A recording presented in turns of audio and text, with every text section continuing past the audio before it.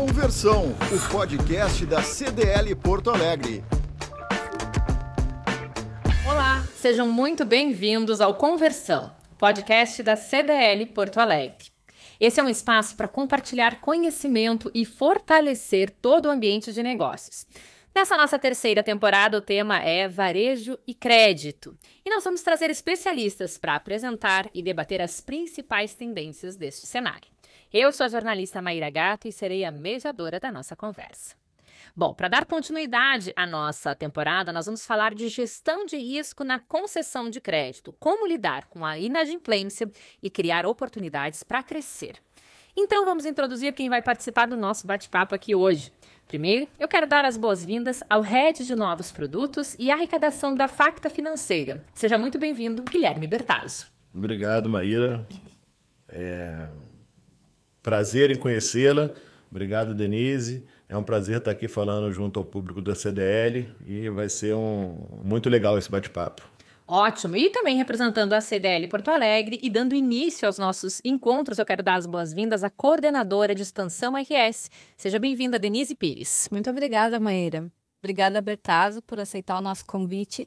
É com muito prazer que a gente começa a terceira temporada, né, do podcast aqui da CDL, com um tema tão relevante que é falando de gestão de risco para o empresário gaúcho, ou para todos os empresários que tiverem acesso a esse podcast. Então, meu muito obrigada por estar presente nesta manhã aqui com vocês. Espero que seja um grande momento para nós. Maravilha! Obrigada por estarem aqui hoje para a gente discutir esses temas tão importantes para os empreendedores e levar conhecimento, né? Vamos começar? Eu quero começar contando para vocês que, segundo o indicador de inadimplência da CDL Porto Alegre, de abril, 34,27% dos gaúchos estão inadimplentes. Esse é um número que vem crescendo há 10 meses consecutivos e já supera os patamares registrados antes da crise climática de 2024. Esse cenário, somado ao atual contexto de juros elevados, naturalmente deixa as empresas mais cautelosas no momento de conceder o crédito. No varejo, os riscos são diferentes das instituições financeiras, afinal, muitos negócios operam com estruturas mais enxutas e, ao contrário dos bancos, nem sempre contam com garantias ao conceder o crédito. Ainda assim, o crédito segue sendo essencial para o crescimento e isso exige processos bem definidos, uso de dados e ferramentas eficazes na gestão do risco. Diante desse cenário que eu trago aqui para vocês, eu gostaria de ouvir quais os caminhos os varejistas podem seguir no sentido de estruturar uma boa política de crédito que ajude nessa gestão de risco, né? Que processos, indicadores, ferramentas vocês consideram que são indispensáveis hoje para proteger esse negócio, mas ao mesmo tempo criar essas oportunidades de crescimento? Gostaria de ouvi-los. Vamos lá, então. Por favor. Eu acho que hoje o mercado brasileiro ele oferece muitas oportunidades para quem quer trabalhar com crédito, quem deseja fazer crescer o seu negócio alavancando o crédito como esta oportunidade. Então, um dos primeiros passos que eu diria é que a gente tem que olhar para as informações internas que eu já tenho na casa enquanto empresário, enquanto empreendedor, mas ao mesmo tempo não perder de vista o que o mercado está oferecendo de oportunidade, de ferramenta. Hoje em dia, os birôs de créditos, aqui a CDL Porto Alegre é um birô de crédito, tem grandes ferramentas como o Score, como ferramentas que podem ajudar no motor de crédito das empresas para elas terem um bom desenvolvimento. Acho que o pontapé inicial seria olhar para dados internos e dados, né, que estão no mercado, que são ferramentas que podem ajudar muito a estruturar essa política. O que tu me diz? Perfeito. Eu concordo plenamente com você. Eu acredito que o varejista, por muito tempo, ele tomou muita decisão no feeling, né? Por aquilo que ele aprendeu e foi aculturado dessa forma. Em contrapartida, a gente tem, de outro lado, os bancos, os grandes bancos, que têm uma inteligência muito grande, mas uma decisão muito fria, né? Então, eu acredito que o equilíbrio entre esses dois é fundamental, principalmente no varejo, né? Da gente encarar realmente esse produto financeiro como um produto estratégico para o varejo, para o varejista, né?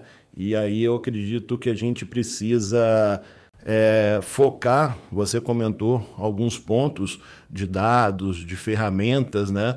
Então, isso para mim tem um alicerce muito forte, que seria justamente uma boa política de crédito ajustada ao seu perfil de cliente, porque existem clientes novos, aqueles clientes que já estão dentro da carteira.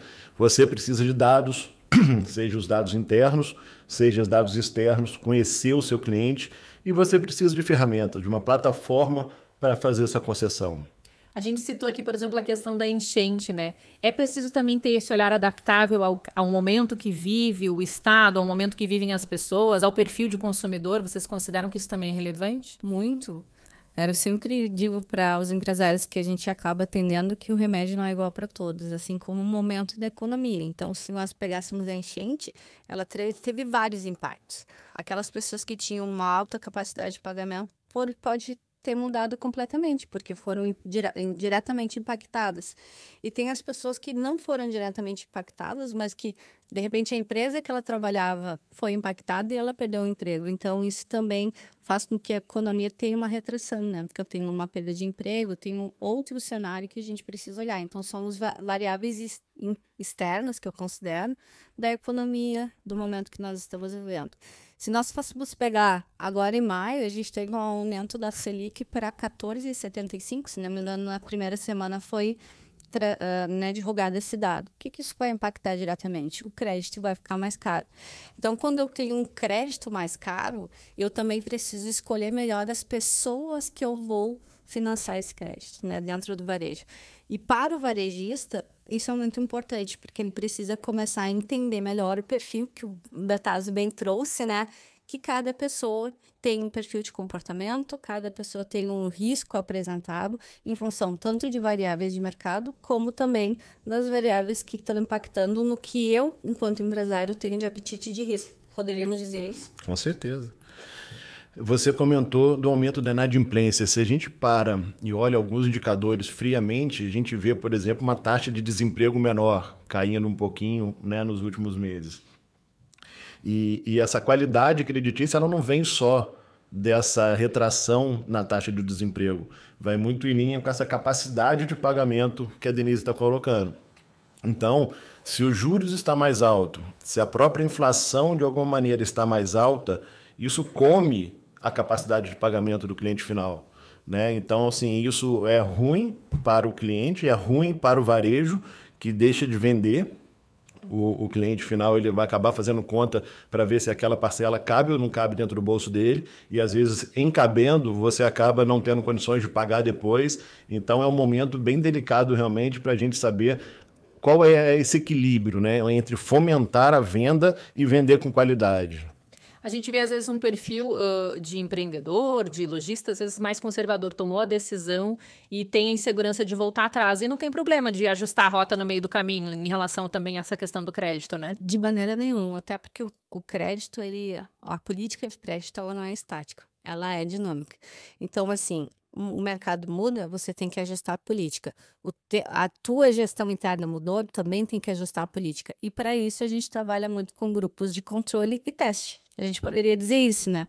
Que é uma forma de você entender que a partir do momento que você tem influência no mercado, se você mudar a política de crédito da sua empresa, qual é o impacto que ela vai ter? Se é mais positivo ou negativo? Então, eu acho que a gente pode ir trabalhando esses pilares, assim, né? De olhar para a política. E muitas vezes as empresas dizem, mas eu não tenho política de crédito, não sei como fazer uma política de crédito. A partir do momento que alguém vende a crédito, seja pequeno empresário ou uma grande empresa, já existe uma política, porque você começa a dizer para quem você vai vender e como você vai vender. Então, talvez ela não esteja escrita. E muitas vezes o empresário ele tem as respostas na mão, mas ele está tomando as decisões sozinho. Se é um pequeno varejista, ele não tem pessoas que podem subsidiar. Então, o grau de incerteza se aquilo é certo ou errado aumenta. Então, muitas vezes é importante ele também buscar pessoas no mercado ou empresários, né, próximos que ele possa se comparar, né? O que eu estou fazendo está aí porque o mercado está fazendo. E um dos pontos que eu sempre comento assim com as pessoas que vão passando, né, na minha trajetória é até inadimplência, né? Eu acho que a gente vai falar de inadimplência lá na frente. Ela está em linha com a inadimplência do mercado, porque se não está, possivelmente a tua política de crédito ela está desajustada. Então, a gente precisa sim ajustar. Então, ela é super dinâmica a todo momento. Eu acho que esse é o principal ponto, né? Você ter a rapidez de ajustar a sua política. Então, tudo que é muito estático, você acaba ficando à mercê da sorte em relação a tomar aquele protagonismo e tomar as decisões corretas. Por isso que eu até comentei no começo da questão das ferramentas, né, da governança, da ferramenta que você tem para poder ter agilidade nessas alterações. E aí aqui não é sobre tecnologia cara, não é sobre pessoas caras, é sobre inteligência na gestão de crédito. Então você ter um bom modelo, informações, uma ferramenta que você consiga fazer esse ajuste rápido, um bom controle dos seus indicadores, isso é essencial para essa gestão. Né? E hoje a gente tem indicadores permeando por todo o ciclo de crédito. Antes mesmo da parcela vencer, a gente já consegue ter uma noção do risco daquele portfólio. Então é super importante que a gente tenha bem claro, bem acessível essas informações para a gente tomar as decisões rápidas e corretas, o mais assertivas possíveis. Se a gente não toma, alguém vai tomar a decisão pela gente, né? É verdade. Bom, agradeço vocês pelo nosso primeiro momento de bate-papo. A gente vai fazer um intervalo para ouvir um recado da CDL Porto Alegre e já volta para contar mais sobre esse tema, abordando inadimplência e recuperação de crédito. Esse é o Fábio. Ele é proprietário de uma revenda de carros. O empresário tem enfrentado sérios problemas por falta de um controle seguro para a consulta de informações e histórico de veículos. Ele procurou a CDL Porto Alegre e encontrou uma solução para os seus problemas: a consulta veicular. A plataforma online trouxe mais tranquilidade, agilidade e segurança para a sua empresa. Agora, o Fábio consegue acessar todas as informações para análise de veículos, características do automóvel, débitos, restrições, veículos sinistrados, entre outras, tudo em um só lugar. A consulta veicular pode ser feita através da placa, do número de chassi ou do CPF do proprietário.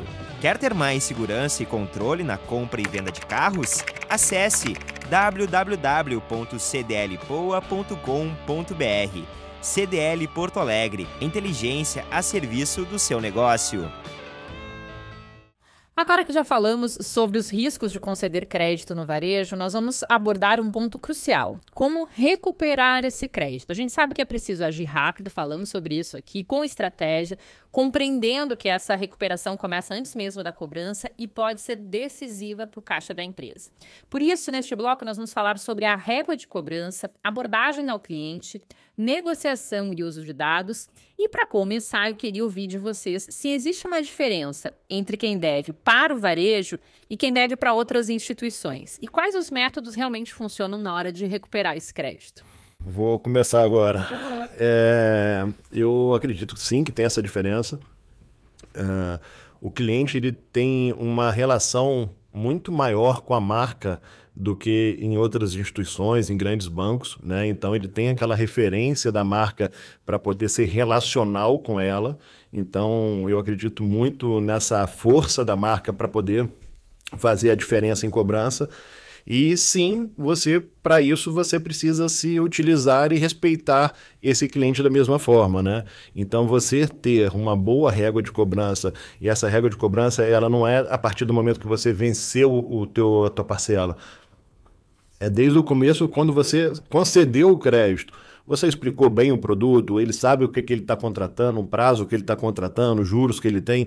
Isso tudo faz com que ele tenha conhecimento daquele produto ao longo da vida dele, né? Então isso é muito importante.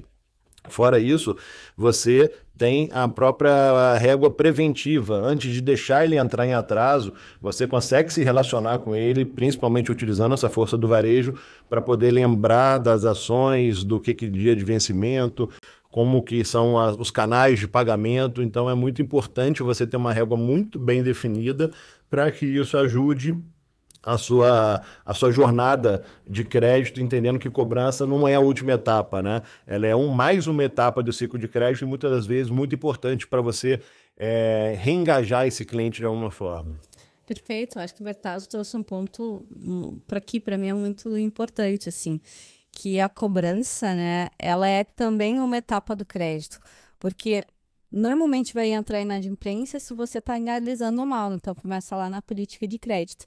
Mas um ponto é saber exatamente qual é o perfil do cliente que deve. para você, né? Muitas vezes as empresas, elas têm uma carteira de cobrança muito grande, mas elas não sabem nem por quem começar a cobrar. Então, quando tu estrutura a régua, né, que é essa régua preventiva, quem é que eu vou avisar que vai vencer o débito dele? Porque, de repente, vamos botar a Denise na jogada, né?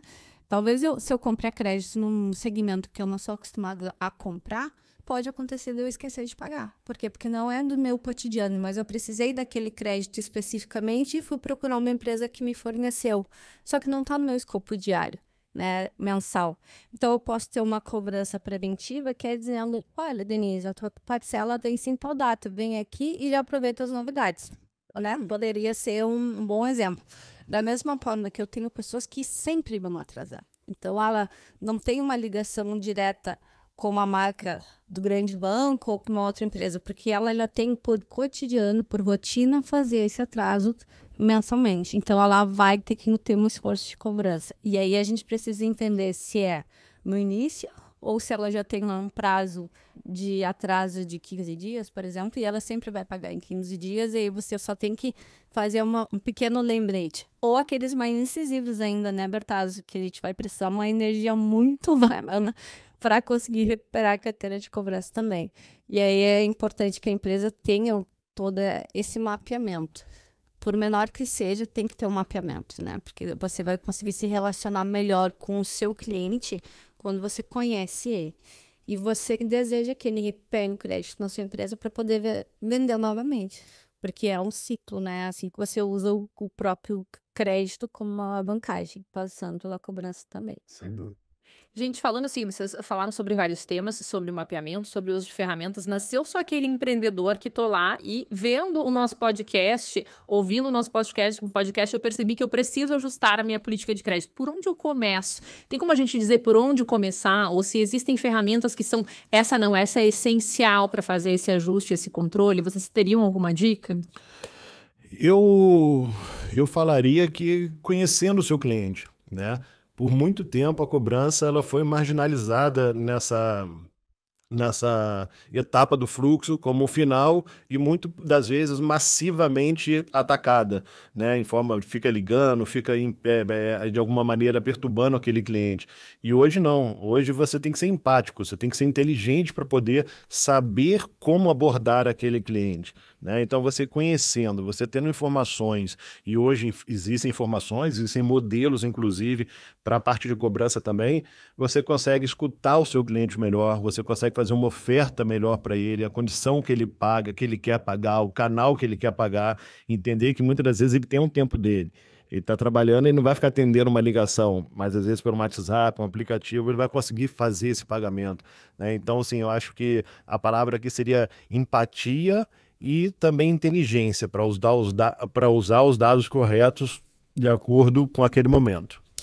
Acho que quando o Bertazzo traz assim, que nós precisamos conhecer clientes, nós já falamos isso em diversos momentos, né, aqui conversando com você, a gente pode usar as ferramentas como Collection Score, por exemplo, que é um score de dados para saber qual é o perfil daquele cliente, como é que ele quer pagar.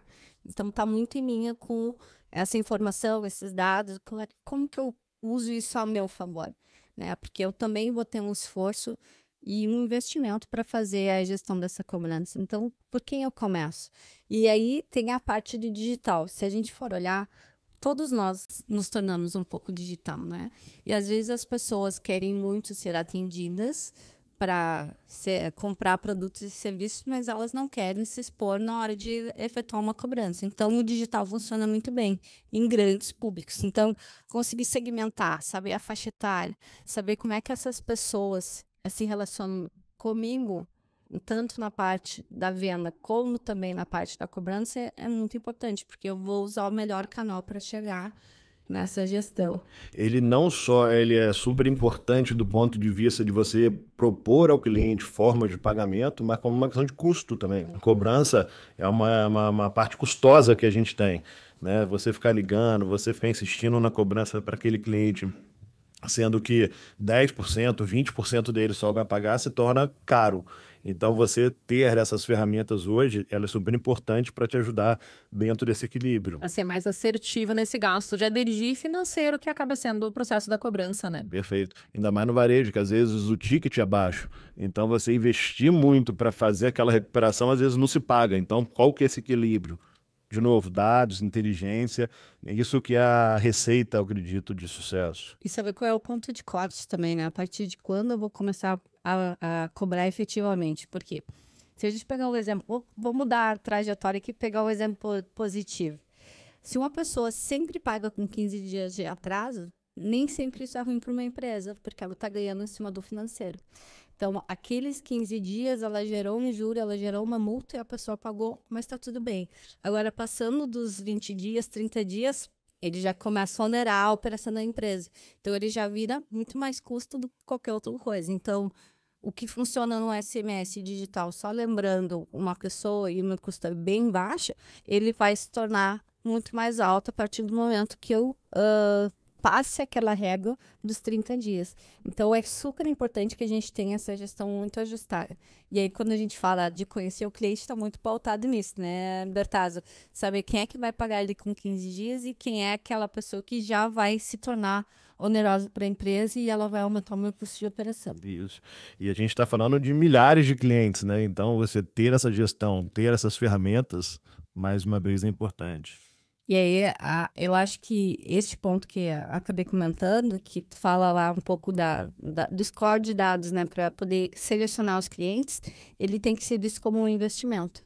Porque a partir do momento que você já segmentou essa carteira, você vai ter outras economias, você tem uma gestão maior dentro daquela carteira e, inclusive, vai saber quem é que vai realmente trazer o resultado de cobrança para a empresa e aquele que a gente já está considerando perda não vai voltar o esforço tão grande nem todo o custo de operação ali, porque senão só vai inflar.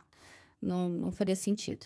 Sim, o uso da ferramenta acaba se pagando, às vezes, até num prazo pequeno a partir dos estudos de tudo que tem de ganhos e agregado, né? Sim. Gente, muito legal o nosso bate-papo, adorei conversar com vocês, quero agradecer a presença de vocês dois. E eu, mais uma vez, que agradeço o convite, agradeço a participação aqui. É um prazer estar falando com vocês e com todo mundo, todo o público da CDL. Bom, não preciso dizer que passou muito rápido, não? Adorei estar aqui trocando essa ideia com o Bertazzo, contigo. É muito bacana a gente poder trabalhar e divulgar né, o que fazemos e o conhecimento que a gente tem para ajudar os empresários. Adorei a nossa conversa, esperamos que você aí de casa também tenha gostado desse bate-papo. Deixe nos comentários as suas interações, suas experiências com os temas que a gente abordou por aqui, até alguma dica que deu certo aí para o seu negócio. Para encerrar, quero agradecer muito a você que nos acompanhou, mencionar que esse é o 2º episódio da nossa série e aguardamos vocês nos próximos. Acompanhe as redes sociais da CDL Porto Alegre, onde tem muito conteúdo especial sobre crédito, varejo e economia. Nós também estamos no Facebook, Instagram, LinkedIn e X. É só procurar por CDL Poa. E tem mais também no nosso site, onde você confere as principais notícias, eventos e projetos da entidade. Basta acessar www.cdlpoa.com.br. Um abraço e até o nosso próximo episódio.